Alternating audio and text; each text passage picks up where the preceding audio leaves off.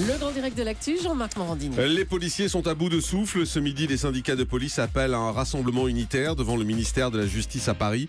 La dernière manifestation de ce type remonte à plus de 30 ans. Les policiers dénoncent les conditions de travail de plus en plus dures, une justice trop laxiste. Dans son livre, notre invité dresse un bilan sans appel du blues des flics. 55 policiers se sont suicidés en 2014. Quelles sont les raisons de ce ras-le-bol? Pour en parler avec nous, Alain Hamon, bonjour. Bonjour. Merci d'être en direct avec nous sur Europe 1. Vous êtes grand reporter, auteur du Jour où j'ai mangé mon flingue aux éditions Hugo Doc.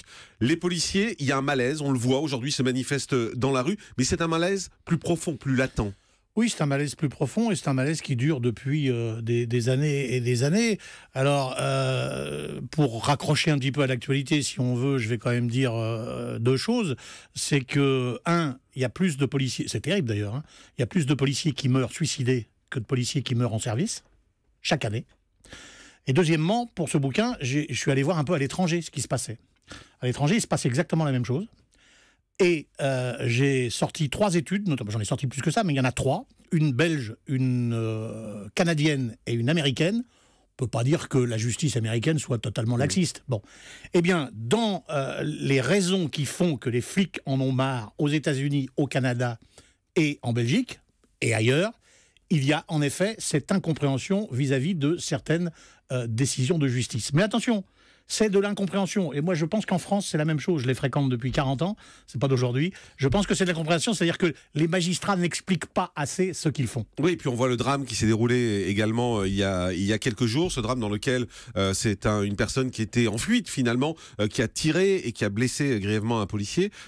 On se rend compte que là, les policiers ne comprennent pas. Il y a une rupture finalement entre la police et la justice. Oui, mais là aussi, c'est une vieille histoire tout de même. C'est arrivé très très souvent, puisque vous vous rappeliez qu'il y a 32 ans, c'était la dernière fois que des policiers, la première et la dernière fois que des policiers avaient manifesté place Vendôme, siège du ministère de la Justice. Ça s'était très mal terminé d'ailleurs, puisque ça avait été noyauté par l'extrême droite. Il y avait eu des policiers syndicalistes révoqués, le directeur général de la police viré, le préfet de police avait donné sa démission. On avait entendu des Robert Badinter assassins, des Robert Badinter démission. Robert Badinter était à l'époque le garde des Sceaux de François Mitterrand. Et pourtant, quand on lit votre livre, on a l'impression qu'il y a aussi un problème de hiérarchie, au fond. C'est-à-dire que souvent, les suicidés parlent du brigadier chef, qui ne les comprend pas, de ces choses-là. Il y a aussi ce problème au sein même de la police. Alors, Jean-Marc, malgré ces années d'ancienneté que je viens rapidement d'évoquer, c'est quelque chose que j'ai découvert. C'est quelque chose qui m'a totalement surpris. Pourquoi? Parce que quand on fait le boulot que je fais, on fréquente surtout la base des policiers pour avoir des informations, parce qu'on traite aussi les faits divers. Bon. Et pendant longtemps, on a eu un peu tendance à taper sur les commissaires de police. Pourquoi? Parce que la base nous en parlait. Bon, cela dit, certains commissaires de police, il y avait aussi la place pour leur taper dessus, parce que certains en province se prenaient quand même, ils disaient qu'ils avaient droit de vie et de mort sur leurs hommes. Ils jouaient les cow-boys. Voilà. Bon, ils jouaient les cow-boys, les shérifs du département ou de la ville, etc. Ce qui se passe maintenant, et là c'est ce que j'ai découvert, c'est que tous les interlocuteurs qui sont tous des rescapés du suicide, tous les policiers et femmes policiers que j'ai rencontrés sont des gens qui ont failli se suicider. Tous me disent « Non mais les commissaires on les voit plus, ce sont des gestionnaires maintenant. » Ceux qui nous mènent la vie dure jusqu'à nous mettre en burn-out et même quelquefois jusqu'au suicide, ce sont les petits chefs.